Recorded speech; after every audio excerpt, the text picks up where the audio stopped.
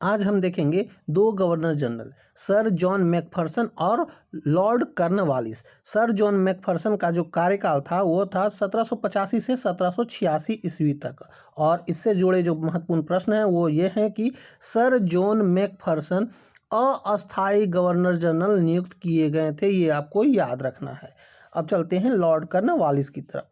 Lord Cornwallis जो कि इनका शासनकाल था 1786 से 1793 और 1805 ईस्वी तक, ठीक। और इससे महत्वपूर्ण प्रश्न ये है कि पहला ही क्वेश्चन बहुत ही इंपॉर्टेंट है, कॉर्नवालिस को भारत में नागरिक सेवा का जनक माना जाता है। वेरी वेरी इंपॉर्टेंट क्वेश्चन है और बार बार एग्जाम में पूछा जाता है। इसके समय में जिले के समस्त अधिकार कलेक्टर के हाथों में दे दिए गए थे, ये भी आपको याद रखना है। जिला में पुलिस थाना की स्थापना कर एक दारोगा को इंचार्ज बनाया गया था, ये भी आपको याद रखना है। भारतीयों के लिए सेना में सूबेदार, जमादार, प्रशासनिक सेवा में मुसफ्फी, सदर, अमीन या डिप्टी कलेक्टर से ऊंचा पद नहीं दिया जाता था भारतीयों को, ये आपको याद रखना है।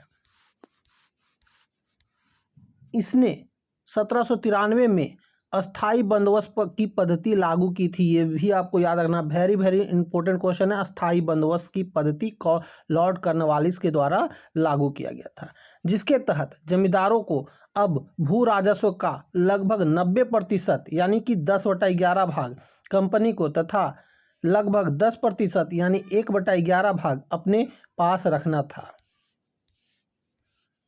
अस्थाई बंदोबस्त की योजना जॉन शोर ने बनाई थी, ये भी आपको याद रखना। अस्थाई बंदोबस्त की योजना कौन बनाए थे?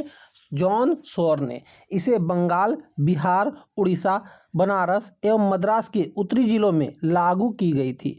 इसमें जमींदार भू राजस्व की दर तय करने के लिए स्वतंत्र थे। इसने भारतीय न्यायाधीशों से युक्त जिला फौजदारी अदालतों को समाप्त कर उसके स्थान पर 4 भ्रमण करने वाली अदालतें, जिसमें 3 बंगाल के लिए और 1 बिहार के लिए नियुक्त की। कॉर्नवालिस ने 1793 ईस्वी में प्रसिद्ध कॉर्नवालिस कोड का निर्माण कराया, जो शक्तियों के पृथक्करण सिद्धांत पर आधारित है। तो ये भी क्वेश्चन पूछा जाता है, कॉर्नवालिस कोड कब निर्माण कराया गया था? तो 1793 ईस्वी में। तो दोस्तों यहीं पर यह समाप्त होता है। लॉर्ड कॉर्नवालिस और सर जॉन मैकफर्सन से रिलेटेड प्रश्न जितने बनते हैं वो मैं इस वीडियो में लेके आ गया हूँ। अब मिलूंगा आपसे अगली वीडियो में, तब तक के लिए जय हिंद।